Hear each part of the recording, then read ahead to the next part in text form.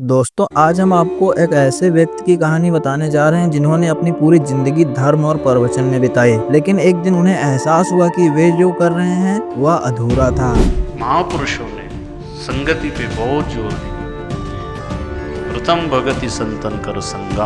यह है पंडित भगवती प्रसाद तिवारी जी। पहले ये एक प्रसिद्ध कथावाचक हुआ करते थे और अपने प्रवचनों से हजारों लोगों को आकर्षित करते थे। इनके विचारों को सुनकर लोग इनके मुरीद हो जाते थे और उन्हें एक आदर्श कथावाचक मानते थे। लेकिन अचानक इनकी जिंदगी में ऐसा क्या हो गया जिसके बाद इन्होंने अपनी पुरानी परंपराओं को त्याग करके संत रामपाल जी महाराज की शरण ग्रहण कर ली। नमस्कार सर। नमस्कार। सर क्या नाम है आपका और आप क्या करते थे वो सब हमारे दर्शकों को बताइए।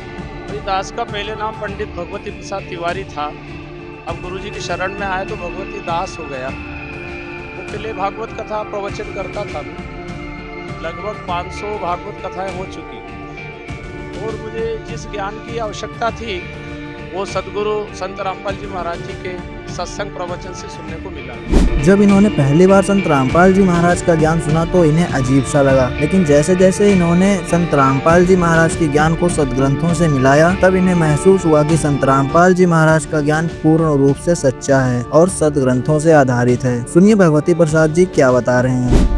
गुरु जी का पहली बार मैंने फेसबुक पे कोरोना काल में जो सत्संग सुना था तो उसमें सबसे बड़ी बात यह आई थी कि तीन देव की जो करे भक्ति उनकी कभी ना होए मुक्ति। तो ये सुनकर के एकदम मुझे अजीब सा लगा कि सारे संसार में तीन देव की तो भक्ति होती है और इनके ऊपर जो निराकार ब्रह्म की चर्चा होती है। तो फिर मैंने ग्रंथों से मिलान किया। भाई मुक्ति के लिए तो हम व्रत कर रहे, उपास कर रहे, तीर्थ जा रहे, दान कर रहे, गोदान कर रहे, सेवा कर रहे, हमारी मुक्ति हो जावे। और ये तीन देवता मुक्ति देने में समर्थ नहीं है तो इनके ऊपर कौन है आखिर। तो मैंने सारी पुस्तकों को पढ़ करके वो संत रामपाल जी महाराज जी के ज्ञान का मिलान किया। वो जब मिलान किया उनके सत्संग को सुनता रहा लगातार कंटिन्यू, तो मेरे दिमाग में जो जनता से सुना हुआ था कि वो उनका ज्ञान अधूरा है, सनातन का विरोध करते हैं, हिंदू का विरोध करते हैं, ये तो देवी देवता को नहीं मानते हैं, वो बात मैंने लोगों से सुन करके मैंने भी मान ली और मैं भी विरोध करता। लेकिन जब उनके सत्संग मुखारबिंद से सुने, वो लगातार सुनना चालू किया तो सारी शंका का समाधान उनके प्रवचनों से ही हुआ। फिर मुझे लगा लोगों ने अधूरा सुना है इसलिए उनकी निंदा करते हैं। और उनके ग्रंथ जो है ज्ञान गंगा आदि पुस्तकों को मैंने पढ़ा और फिर अपने ग्रंथों से मिलान किया तो उनकी बात 100 की 100% सच्ची मुझे नजर आई। इसलिए मैंने उनके ज्ञान को स्वीकार किया। दोस्तों संत रामपाल जी महाराज का ज्ञान पूरी तरह से समझने के बाद इन्हें यह भी एहसास हुआ कि जो साधना ये कर रहे थे और दूसरों से करवा रहे थे उससे आत्म कल्याण संभव नहीं है, बल्कि वे एक अधूरी भक्ति कर रहे थे। अच्छा सर, आप जब पहले आपने बताया कि आप एक कथावाचक थे, तब आप किसे भगवान मानते थे? कौन आपका इष्ट देव था? अब इष्ट तो क्या, भागवत कथा में कृष्ण को ही प्रमुख रखा जाता, लेकिन मैं आत्मा परमात्मा को ही ध्यान में रख कर के चर्चा करता था। मुझे परमात्मा कौन है, पूर्ण परमात्मा पूरा ज्ञान नहीं था। तो कृष्ण और राम जी के सहारे से ही मैं परमात्मा की चर्चा रखता था। वो संत रामपाल जी महाराज जी को सुनने के बाद में पता चला कि पूर्ण ब्रह्म कबीर परमेश्वर जी ही है। वो सारे प्रमाणों के साथ मैंने ये बात देखी तो फिर मैंने नाम दीक्षा लेकर उन्हें गुरु रूप में स्वीकार किया। अच्छा सर, आप कथा करते थे, उस समय भी आप श्रीमद् भागवत गीता को आधार मानकर ही अपना ज्ञान देते होंगे।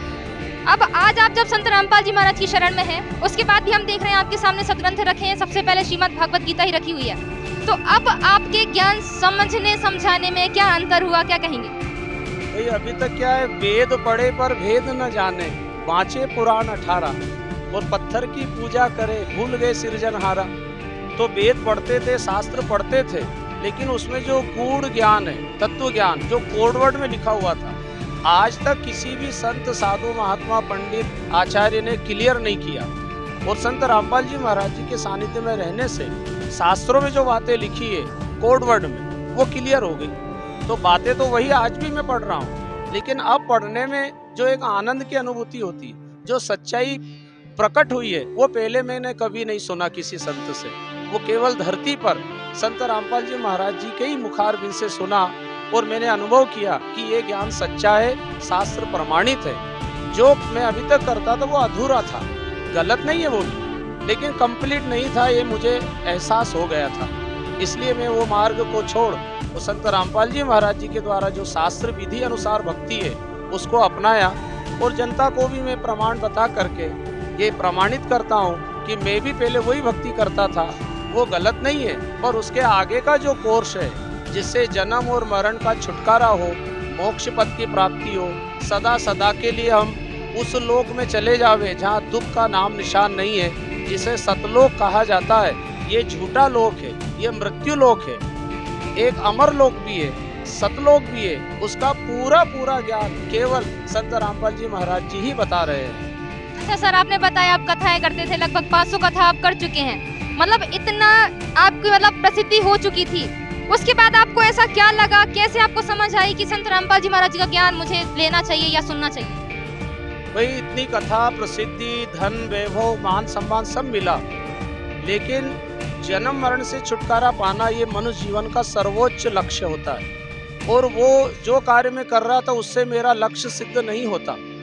और धन संपत्ति की बात तो गुरुजी सत्संग में बताते हैं कि भाई हमारे जीवन में जब सच्चे संत सद्गुरु आ जाते हैं तो लौकिक संपदा हमारे सामने तुच्छ नजर आती है। जब अलौकिक सुख, अलौकिक आनंद की प्राप्ति होती है तो ये लौकिक सुख जगत के हैं वो हमें अधूरे से दिखने लगते हैं, अलोने से दिखने लगते हैं। तो संत रामपाल जी महाराज जी के मुखारबिंद से सुनने के बाद ये कथा के द्वारा धन, वैभव, मान, बढ़ाई ये तुच्छ नजर आने लगा।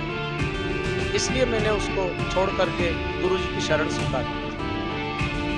सर, अब जो लोग जो पहले आपको सुनते थे और शायद अभी भी सुनते होंगे क्योंकि आपके वीडियोस तो डले ही होंगे, उन लोगों के लिए आप क्या कहना चाहेंगे?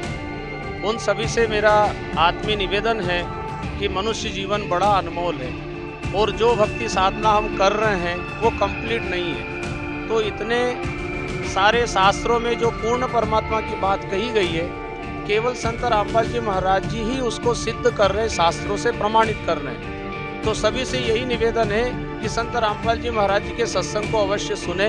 उनकी जो पुस्तक है ज्ञान गंगा, गीता तेरा ज्ञान अमृत और जीने की राह, इसके अलावा टीवी चैनलों पर सत्संग आते लगभग 13 चैनलों पर। प्रातः सुबह 6 से 7 बजे तक ईश्वर टीवी पर, दोपहर 2 बजे श्रद्धा टीवी, शाम को 7:30 बजे साधना टीवी। इसके अलावा यूट्यूब, मोबाइल, सोशल मीडिया पर आप अनेकों चैनलों पर संत रामपाल जी महाराज जी को अवश्य सुनेंगे। आपकी अंतरात्मा में ये एहसास होगा कि सत्य ज्ञान यही है। तो सभी भक्तों से निवेदन है कि संत रामपाल जी महाराज जी को जरूर सुने। जब पूरी जानकारी आपको प्राप्त हो जाएगी तो आपके अंदर जो उनके प्रति रोष है, आक्रोश है या उनके प्रति विरोध का भाव है, क्योंकि अधूरा ज्ञान सुनकर आप भड़क जाते हैं, वो संत रामपाल जी महाराज जी पूरा ज्ञान विधिवत बताते हैं। आप 1 महीने तक कंटिन्यू अगर सत्संग सुनेंगे तो आपकी अंतरात्मा में पता चल जाएगा कि सच्चे संत धरती पर संत रामपाल जी महाराज जी ही हैं।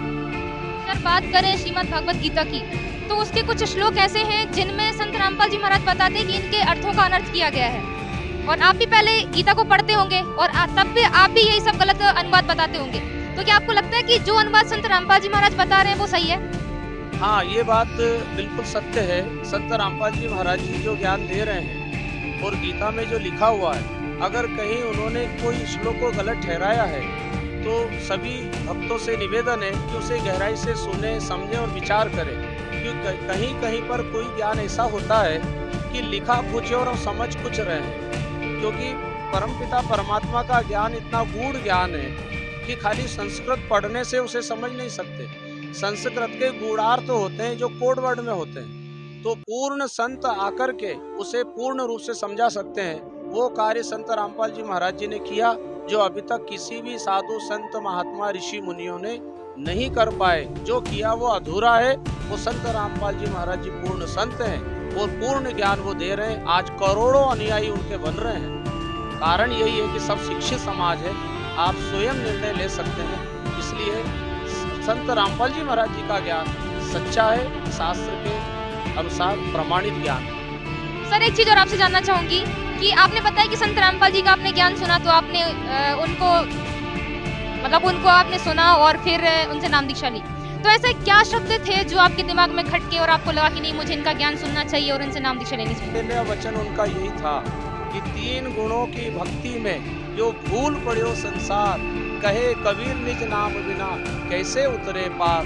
तो भव सागर से पार होने के लिए जीवन मिला है, और कबीर साहब का जो ज्ञान रामपाल जी महाराज जी ने बताया, इसके पहले कभी किसी से नहीं सुना था।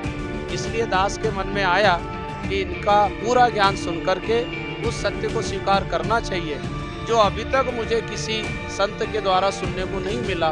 तो मैंने फिर संत रामपाल जी महाराज जी के सत्संग को सुना, उसका मेरे जीवन पर बहुत असर पड़ा, और आज पहले से ज़्यादा मैं बहुत खुश हूँ। और पूरे परिवार उससे जुड़े हुए हैं, और सभी से यही मेरा निवेदन है, अनमोल जीवन है, संत रामपाल जी महाराज जी का ज्ञान सच्चा है, उसको सुनने में निष्ठा रखें, विश्वास रखें। एक दिन आप खुद इसे स्वीकार करेंगे।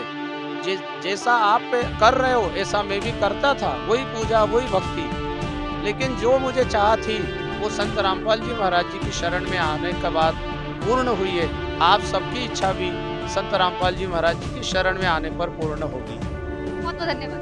जी दोस्तों, अभी आपने देखा भगवती प्रसाद तिवारी जी को, जिन्होंने लगभग 500 कथाएं की थी, लेकिन जब यह सच्चाई इनके सामने आई तो इन्होंने एक साहसिक निर्णय लिया। इन्होंने बिना झिझक के अपने पुराने विचारों को त्याग दिया और संत रामपाल जी महाराज की शरण ग्रहण कर ली। अब वे सिर्फ वही भक्ति करते हैं जो शास्त्र सम्मत है और जो आत्मा को मोक्ष दिला सकती है। आप सभी से भी यही निवेदन है कि संत रामपाल जी महाराज के ज्ञान को समझकर उनके द्वारा बताई गई भक्ति करें, तभी आत्म कल्याण हो सकता है। संत रामपाल जी महाराज के ज्ञान को पूरी तरह से समझने के लिए संत रामपाल जी महाराज यूट्यूब चैनल पर जाकर अमृतमयी सत्संग सुने। धन्यवाद।